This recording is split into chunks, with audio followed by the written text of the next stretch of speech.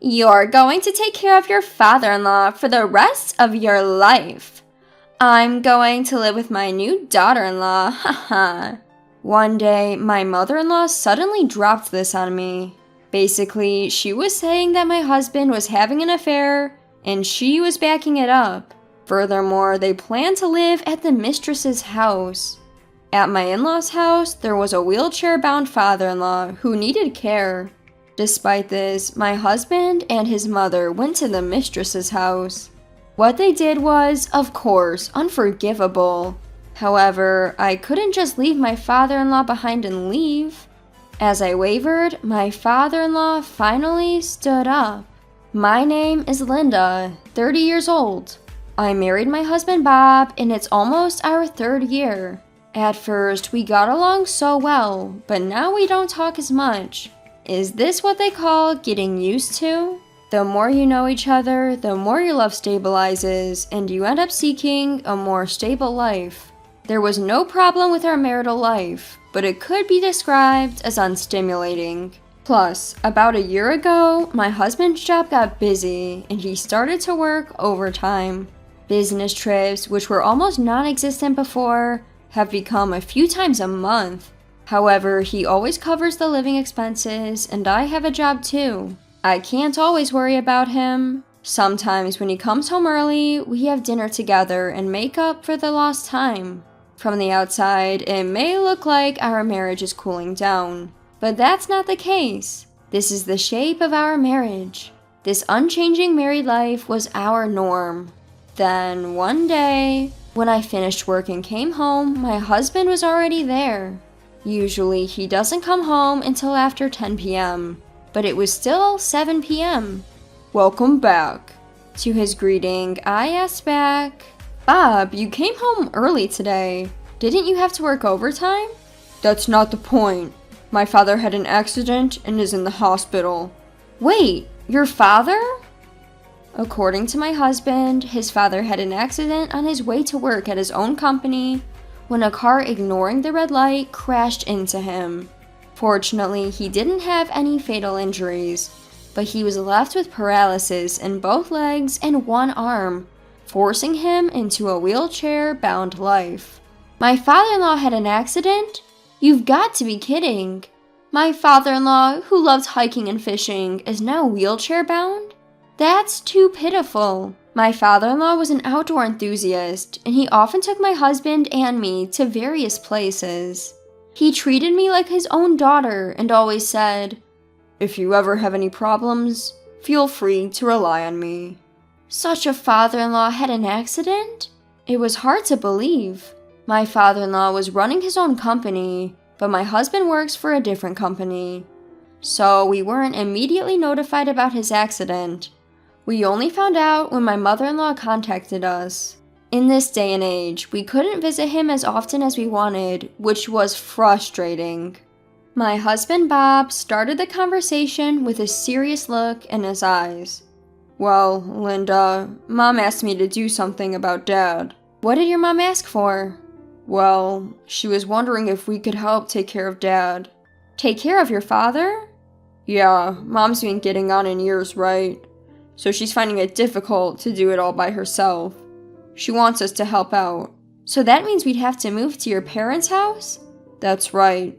There's plenty of room at their house, and we'll have enough space. What do you think?" I fell silent. I admire my father-in-law and care about him a lot, but I can't just say, "Oh, sure, no problem," and readily agree to a thing that I've never done before. It's not that I don't care about your father, but I have a job too. Suddenly, asked to provide care, what should I do? I racked my brain trying to come up with the best solution. But no matter how much I thought about it, no good ideas came to mind. Perhaps sensing my state, Bob took my hand and stared at me straight. "Linda, I need you. I know it's going to be tough since it's your first time, but if we leave it all to Mom, I'm worried she might break down too." "Well, I think it will be tough, but I have a job too." "Linda, you can quit your job. I'll earn our living expenses, so can you dedicate yourself to taking care of Mom and Dad?"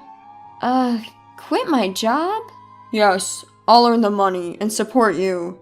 That's why I need you. Our family needs you. Bob pleading on his knees repeatedly. Eventually, I decided to quit my job and dedicate myself to taking care of my father-in-law, just as Bob had said. A few days after we started living together, Bob suddenly said, I'll take over my father's company and become the president. Even my father-in-law was surprised by this, but perhaps he was secretly happy that his son would take over his company. Tears welling up in his eyes, my father-in-law said to Bob, Bob, I can't believe you said that. After all this time of you saying, I won't work at your company. Well, that was, how do I say it, like playing hard to get? With you in this condition, Dad, I can't just leave the company alone, right? Thank you. I was wondering what to do with the company. I thought I'd leave it to someone who I can trust, but if you're willing to take it over, I'd like to pass it on. I knew you'd agree, Dad. I'll do my best as your son. Yes, I'm counting on you. For the sake of the employees who followed me, please create a good working environment. Of course! So, Bob took over his father's company, and my father-in-law moved from the president to the chairman. Usually, the chairman has various responsibilities. However, my father-in-law decided to leave the company's operations entirely to Bob, retaining only his title. 2 months had passed since Bob took over after my father-in-law. Every day, he returns home past midnight. At first, I thought he was just busy with unfamiliar work and kept working overtime. But every night of overtime work is surely too much. What further aroused my suspicion was my husband's peculiar scent. That day, I was unable to fall asleep, and as the late night hours rolled by, I was still wide awake. When I got up to drink a glass of water from the kitchen, I heard the front door open. I quickly moved towards the entrance, and the moment I greeted him with welcome home, I smelled the scent of soap coming from my husband. Upon seeing me, my husband opened his mouth with a surprised look. What? Why are you up at this hour? I couldn't sleep. Bob, you've been coming home late as usual. Well, I can't help it, can I? I've taken over my dad's business, and there's a lot I don't know. I see. You must be having a hard time. I'm tired. I'm going to bed. As he tried to leave, I smelled the scent of soap again. On the spur of the moment, I grabbed his arm and interrogated him with a stern tone. Bob, who do you usually work overtime with? What? Why the sudden question? No, it's just, I noticed a nice scent coming from you. Why the hell should I know that? I'm working my ass off. Don't ask me about such petty things. His facial expression was more irritated than ever. His attitude only served to amplify my suspicions. As I struggled with how to press him further, Bob let out a sigh. Seriously, can you stop with that? I come home tired, and you interrogate me as soon as I get back. That's not a pleasant welcome. I didn't mean to. I was just curious. So you're doubting me. We're living comfortably because I work like this every day. Do you get that?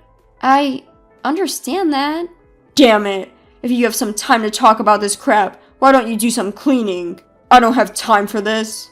With that, he stormed off upstairs, leaving me alone in the living room.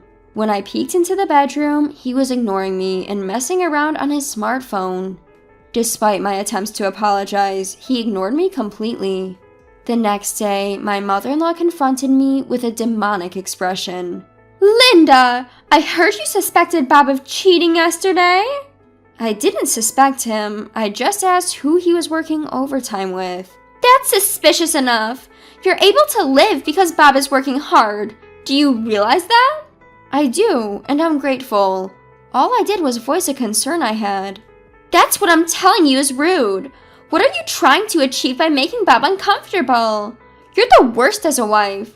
After screaming at me, she dumped all the housework on me and stormed out. My mother-in-law has never really liked me.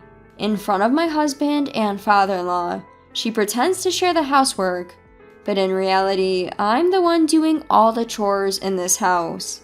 And, of course, I'm also the one taking care of my father-in-law. My mother-in-law often finds excuses to go out, returning only in the evening. My father-in-law, who basically stays in his room, is not aware of how often she leaves during the day. Sometimes people from the company come to visit him, but other than that, he hardly ever leaves his room. Moreover, I've been warned by my mother-in-law not to tell my father-in-law and Bob anything unnecessary. I had no choice but to silently do the housework and caregiving. What made it bearable was the presence of my father-in-law. Every time I did something, he would thank me with a sorry look on his face. Linda, I'm sorry. You must hate taking care of an old man like me, right? That's not the case at all. I think of you, my father-in-law, as my own father. It's an honor to be a help to you. Having you say such things, it makes me feel lucky. I'm really glad that a person like you married Bob. Oh my, likewise. I'm glad to have a kind person like you as my father-in-law. There are many days when the actions and words of my husband and mother-in-law are hurtful. In the midst of this, the existence of my father-in-law, who needs me, has barely kept me going. It's my role to wipe down my father-in-law before he goes to sleep, and turn off the lights. When I finish everything and return to the living room today, my husband, who usually shouldn't be here at this time, showed up with my mother-in-law. My husband had a nasty grin on his face. Perhaps he had been talking to my mother-in-law. I have a bad feeling. The next moment I thought so, unbelievable words were released from my mother-in-law's mouth. Oh, good timing! I have something to tell you. Something to talk about? I'll cut to the chase, okay? You should take care of your father here for the rest of your life. Mother-in-law? What are you talking about? I've decided to live with a new daughter-in-law. Of course, Bob will be with me too. A new daughter-in-law? I unintentionally lost my words at the shock. I realized I was frozen on the spot. A new daughter-in-law? What on earth is she talking about? Why doesn't Bob say anything? As if to ridicule my silence, my husband shoved a divorce paper in front of me. I have a girlfriend. My mom and I have decided to live at her place. But what? I'm going to pack up now and leave with my mom. Whether or not you submit the divorce papers is up to you. But you know, either way, it's your job to take care of Dad. No way! I felt hopeless and I collapsed to my knees on the spot. My husband and mother-in-law started packing their things, leaving me behind. Tears start to spill in the silent living room. Then my father-in-law in his wheelchair appeared. Linda, it's quite noisy. What happened to Bob and his mother? Father-in-law! Hey, why are you crying? What exactly happened? I conveyed the conversation I had earlier to my father-in-law. His expression became increasingly stiff, and by the time I finished telling him, his eyes had changed. He stood up briskly and announced with an unprecedented strength. Linda, it's time for a counterattack. Huh? Your legs! Sorry for keeping silent. The truth is, I've been able to walk for a while now. It's okay, leave everything to me. The preparation is already in place. My father-in-law pulled a large brown envelope from the drawer and showed me its contents. Father-in-law, this is... What was inside were various pieces of evidence of my husband's infidelity, and, unbelievably, evidence of my mother-in-law's infidelity as well. According to him, since Bob became the president, my father-in-law had trustworthy employees monitor his actions at the company. As a result, it was found out that my husband leaves work precisely on time every day. Despite everything, I found him coming home after midnight every night. My father-in-law then commissioned a private detective to investigate my husband. He seemed to have noticed that his wife was out during the day, and he asked them to investigate her as well. As a result, both of their affairs came to light. The woman my husband was cheating with was also known to his mother, and it was found that they had met together. These pieces of evidence were obtained just recently. He seemed to be struggling with when to tell me the truth. It's blunt, but I'm glad I could talk. Linda, what do you want to do? I want to get back at those two. I see. Leave the rest to me. My father-in-law then made a call to someone on his smartphone. It seems to be someone from his company, and my husband was subsequently demoted from his CEO position. I submitted the divorce papers as my father-in-law had told me. Using the evidence of the affair, I asked for compensation from Bob and his lover through a lawyer. A week later, Bob came to visit his parents' house, presumably because a certified mail had arrived. In front of me and my father-in-law, he yelled back defensively. Hey, Dad, what's going on? Just because I cheated, there's no need to fire me from the CEO position. Shut up. You didn't help me with my care, and you hurt Linda. It's a million years too early for a scumbag like you to be in a leadership position. What? I'm cutting ties with you. Never come back to this house again. But... Bob fell to his knees in tears. He clung to me in disdain, pleading desperately. Linda, please. I don't mind if you retract the divorce, so... So? Please convince Dad. I'll break up with my lover, so please drop the compensation claim. Even now, this guy is only thinking about saving himself. I was utterly disillusioned with him. To release all my pent-up frustration, I spoke boldly. What are you talking about now? Retract the divorce? I didn't ask for that. You know what? I feel great to be able to divorce a scumbag like you. There's no way I'll ever go back to being your wife. Do you mean you've already... the divorce papers? Of course! Why should I willingly stay married to a terrible person like you? Being divorced and being fired as CEO, it's all your own fault. It's the seed you sowed. But those divorce papers, I only used them as a thread. I thought so. I hope you, your mother, and your lover all go to hell. You need to give up on the idea of getting help from someone else. With a dismissive gesture, I threw him out the front door.